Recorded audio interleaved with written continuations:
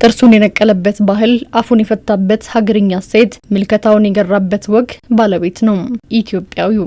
ይሁንና ሀገሬው ለባህሉ የሚቸረው ዋጋ ያነሰ ለማንነቱ የሚለግሰው ስፍራ የተመጠነ እንዲሆን በመጤ ባህር እንዲሰምጥ ማድረግን ታላሚ ያደረጉ በርካታ ፍራሽ ተግባራትን ሲያስተናግድ ቆይቷል።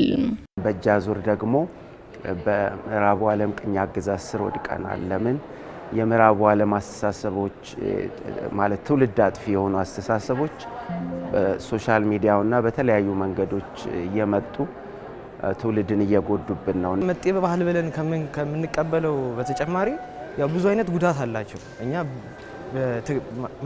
አቀባበላችን ለኛ ጠቃሚ ነው ብለን ብንቀበለው ግን በተዘዋዋሪ ጉዳታቸውን ያመዘነው እኛ ደግሞ ስናድግ ማለት በባህላችንም እኛ ኢትዮጵያን ብዙ ባህሎች አሉን፣ ወጎች አሉን። እነዛን ባህሎች ያው የምናስተናግድ ስለሆነ ከአዳዲስ ከሚመጣው ባህሎች ጋር የመጣረስ እንትን አለ። በዚች በተለዋጭ ዓለም መዘመንን ሽፋን ስልጣኔን ከለል አድርገው የሚመጡ ጎጂ ልማዳዊ ድርጊቶች ያነገባቸው መዘዝን መመዘን፣ የተላበሱትን ቁመና መፈተሽ ልዩ ትኩረት ሊሰጠው እንደሚገባ ይነሳል።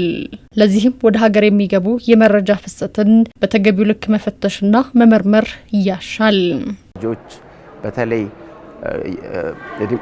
አእምሯቸው በስሎ የሚጨርሰው 25 እድሜ ላይ ይሄ አንጎላችን ማቹር የሚያደርግ ወይም በስሎ የሚጨርሰውና ከዛ በፊት ባለው እድሜ ላይ የሚመጡ በጎ ያልሆኑ ተጽዕኖዎች ለእድሜ ልክ የሚተርፍ ጉዳት ነው ትተው የሚያልፉትና ወደ ሀገር የሚገቡ የመረጃ ፍሰቶችን መቆጣጠር በጣም ወሳኝ ነው። ማድረግ የሚቻላል። ሀገራትም ለትውልዳቸው ሲሉ ይሄንን አድርገዋል። የሚመጣውን ባህል ሁሉንም መከተል እንደሌለብን ነው የተረዳሁት። ያ ነገር ይጠቅመኛል ብለን ወደዛ ነገር አይደለም መከተል ያለብን እና ያለውን ሁኔታ አሁን ያ ባህል ምን ያህል ከኛ ጋር ሊጣረስ እንደሚችል መረዳት አለብን።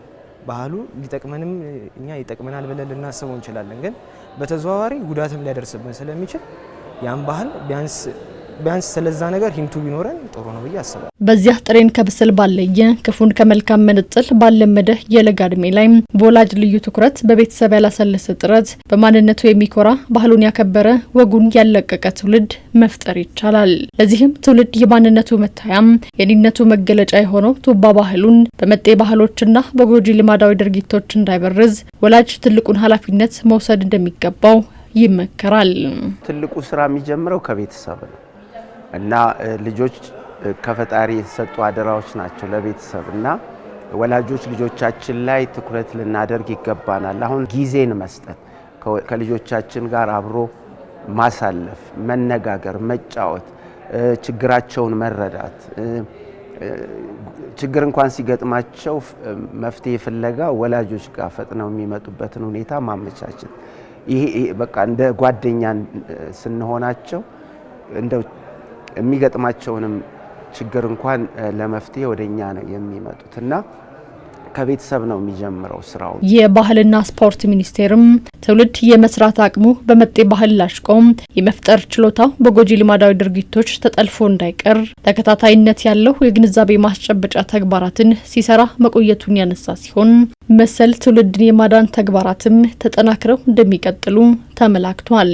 የአሉታዊ መጤ ባህሎች ልማዶች መስፋፋት ባህላዊ ትስስሮች መሰረት የሆኑ እሴቶቻችን እንዲደክሙ፣ እንዲሸረሸሩ፣ የእምነት ስርዓቶች እንዲጣሱ፣ እንዳይከበሩ፣ አገር በቀል እውቀቶቻችን እንዳይለሙ፣ ጥገኝነትና ስራ ፈትነት በትውልድ ላይ እንዲስፋፋ፣ በማንነቱ የሚኮራ ትውልድ እንዳይፈጠር ምክንያት ይሆናል።